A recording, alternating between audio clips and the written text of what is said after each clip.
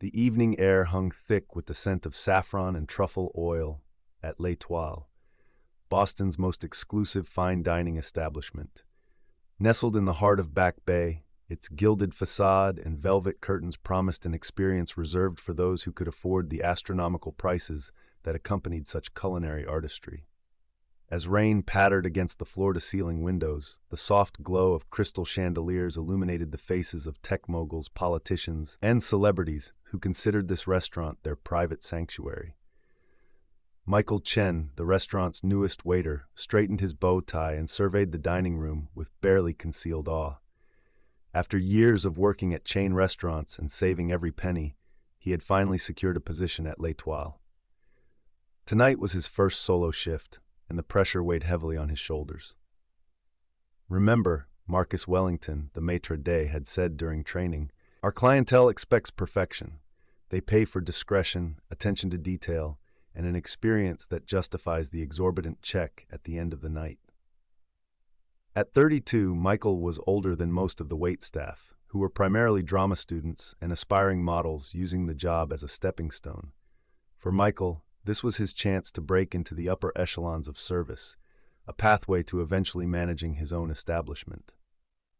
The tips alone from one night at L'Etoile could surpass a week's salary at his previous job. Just before the dinner rush, Marcus approached Michael with a stern expression. "Table 7 is yours, the private alcove by the fireplace. It's been specifically requested, so I'm taking a chance on you. Don't make me regret it." Michael nodded, smoothing down his already impeccable uniform. "I won't let you down, sir." As 8 o'clock approached, the restaurant filled with the soft murmur of conversation and the delicate clink of fine china.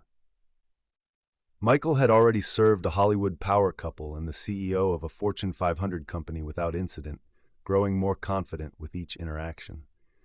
The door opened again, allowing a momentary gust of rain-scented air into the warm interior.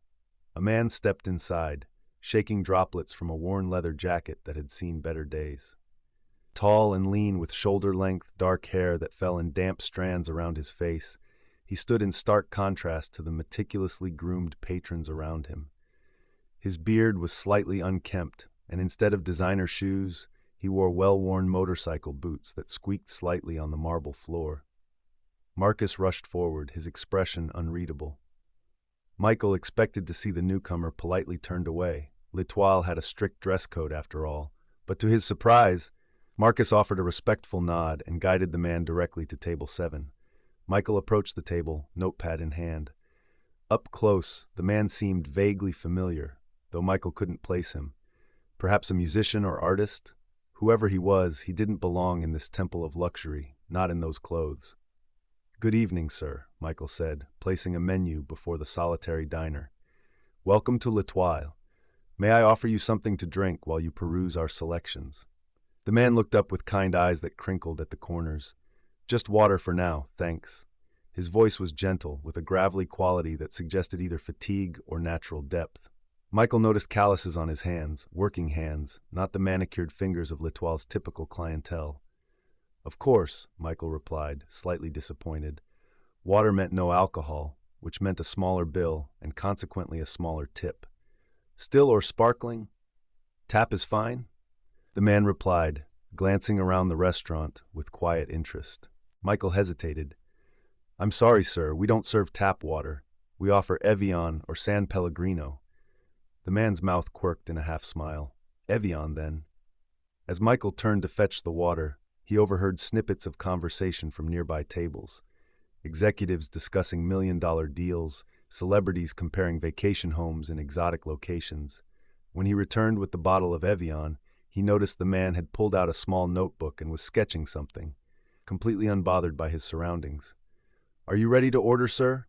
Michael asked, trying to mask his growing impatience. Table 7 was prime real estate, and this scruffy individual was occupying it while clearly not understanding its value. "I'm actually waiting for someone," the man replied, "but I'll try the chef's tasting menu when they arrive." Michael's eyebrows rose involuntarily. The chef's tasting menu was the most expensive option at $450 per person, before wine pairings. Perhaps this stranger wasn't as out of place as he appeared. Very good choice, Michael said, his tone warming slightly. Chef Bernard has included his famous black truffle risotto in tonight's selection. It's been featured in Gourmet magazine. The man simply nodded, returning to his sketch. 15 minutes passed, and no one joined the solitary diner. The restaurant had reached its peak capacity, with several high-profile guests being turned away at the door.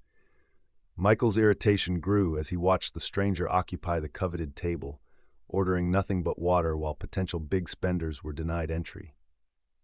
After 30 minutes, Michael could no longer contain his frustration.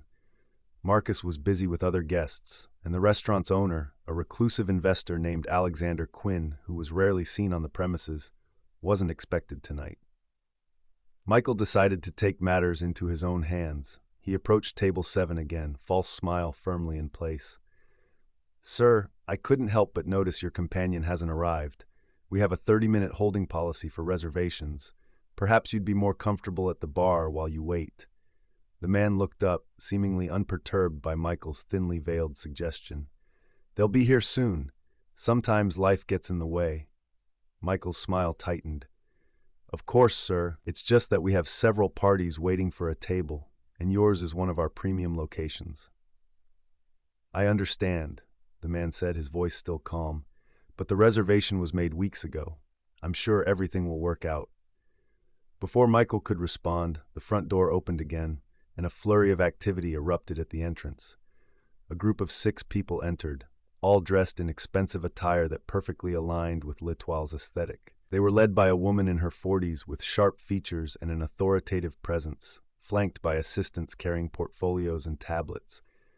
To Michael's surprise, Marcus guided them directly to table 7, which was decidedly too small for such a large party. "Mr. Reeves," the woman said warmly, extending her hand to the scruffy man. "So sorry we're late. Traffic was a nightmare, and then we had to finalize some details on the contract." Michael froze as the man stood up to greet the newcomers. Reeves. The name connected with the face, and suddenly Michael realized why the stranger had seemed familiar. Keanu Reeves, the actor known for The Matrix, John Wick, and countless other films, was standing before him in well-worn clothes, completely unassuming and patient despite being kept waiting. "No problem, Jennifer," Keanu replied, shaking her hand. "I was enjoying the atmosphere." Jennifer turned to the staff trailing behind her.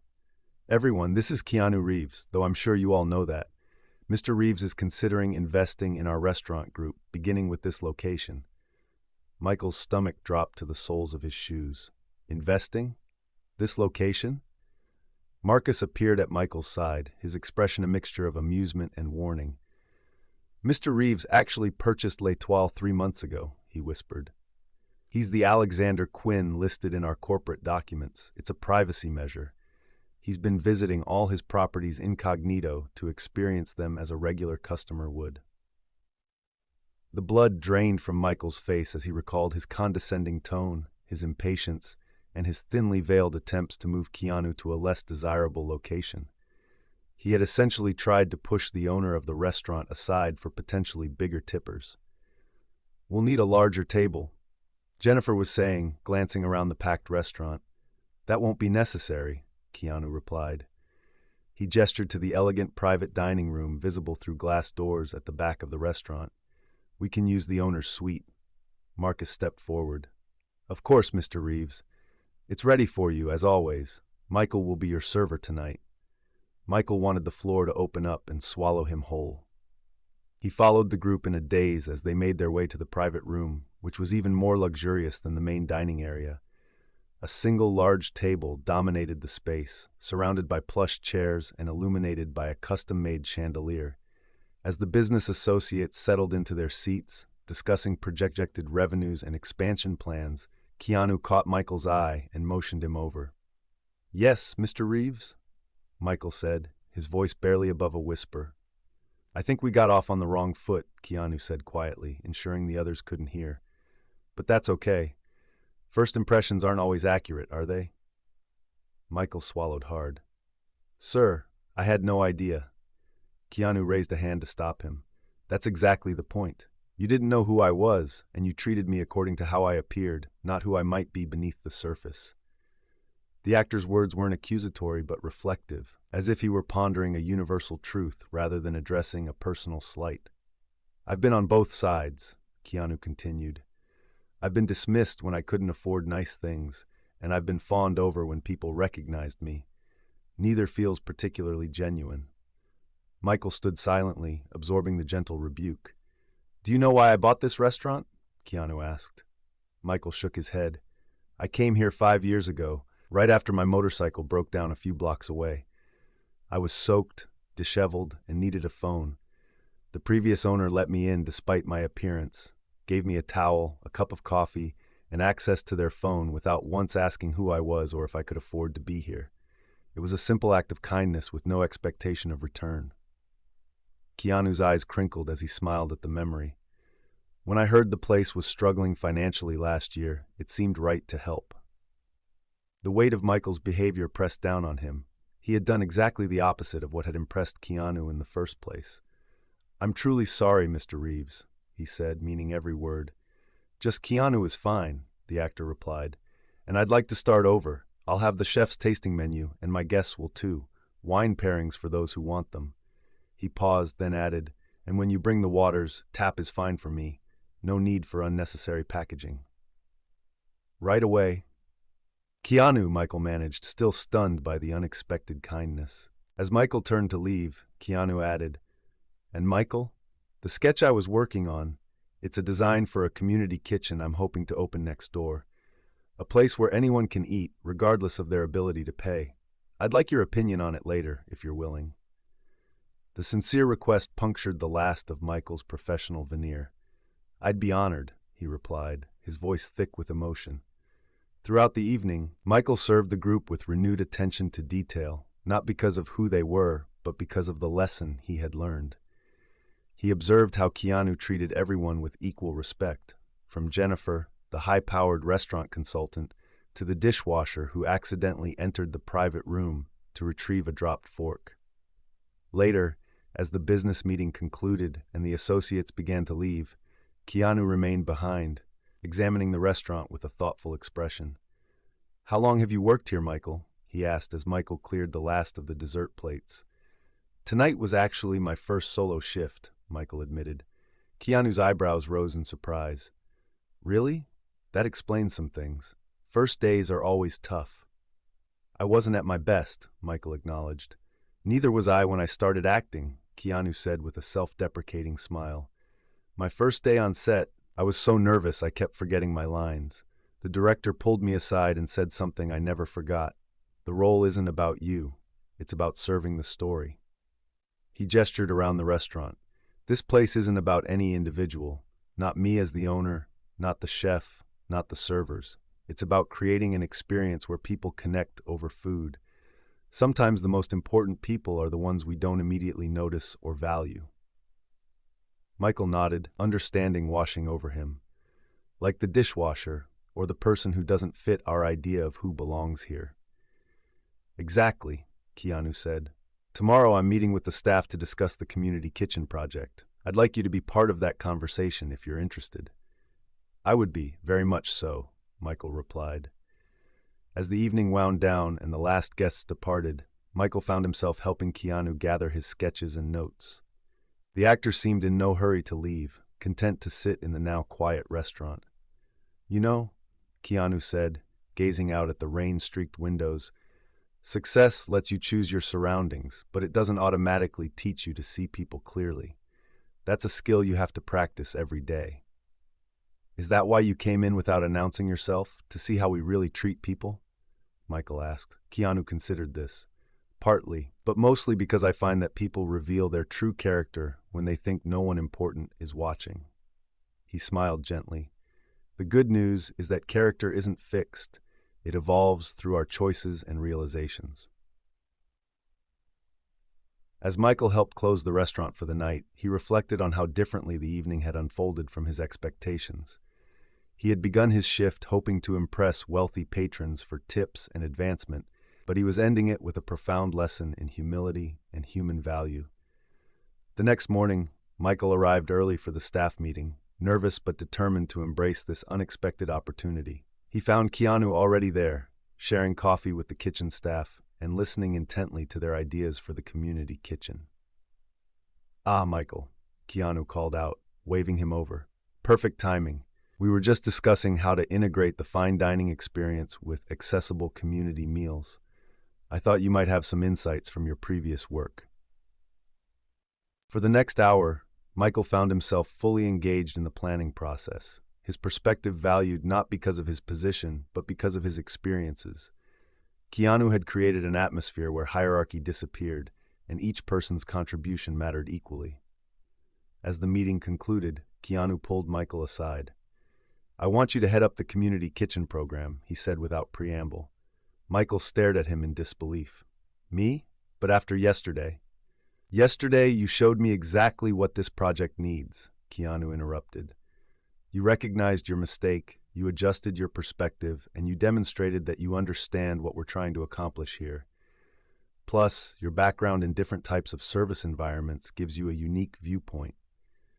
"I don't know what to say," Michael stammered. "Say yes," Keanu replied with a smile. "And then help us build something that reminds people that worth isn't determined by appearance or wealth." In the months that followed, Michael worked closely with Keanu to establish The Table, a community kitchen attached to L'Etoile that operated on a pay-what-you-can model. The project transformed not only the neighborhood, but also the culture of the fine dining establishment itself. Regular patrons of L'Etoile began volunteering at the table, breaking down social barriers that had seemed impenetrable. One year after that rainy evening, Michael stood beside Keanu at the official grand opening celebration for The Table. The community kitchen had already served thousands of meals and had become a model for similar projects in other cities. "I've been thinking about our first meeting," Michael said as they watched people from all walks of life fill the space. "How differently things might have gone if I'd judged you by who you were rather than what you were wearing." Keanu's expression grew thoughtful. "Maybe not that differently. Sometimes the path matters more than the starting point." He gestured toward the diverse crowd. "Look at what came from that moment." Across the room, Marcus caught Michael's eye and raised his glass in a silent toast. The maitre d' had later confessed that Keanu had specifically requested Michael as his server that night, wanting to see how the newest staff member would treat an apparently ordinary customer. "You knew exactly what you were doing, didn't you?" Michael said, suddenly realizing the deliberate nature of their first encounter. Keanu's eyes crinkled with amusement. "I've found that the best way to understand a place is to experience it from different perspectives. The view from the bottom tells you more than the view from the top." As evening fell and the celebration continued, Michael observed Keanu sitting at a table with an elderly woman who had come in for a free meal, listening to her stories with genuine interest. There was no camera crew documenting this moment of celebrity kindness, no social media team crafting the perfect post, just a human connection bridging vastly different life experiences. In that moment, Michael understood that the real lesson hadn't been about judging appearances, or even about treating everyone equally.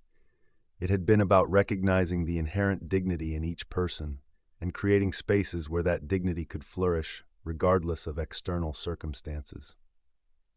"The most excellent adventures," Keanu had once told him, "are the ones where we discover our common humanity."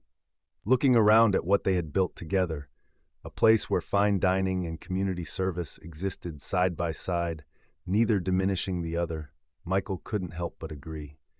The journey from that embarrassing first encounter to this moment of shared purpose had changed him in ways he was still discovering. And it had all begun because a waiter had misjudged a man in a worn leather jacket, not knowing he owned not just the restaurant, but a vision for what it could become.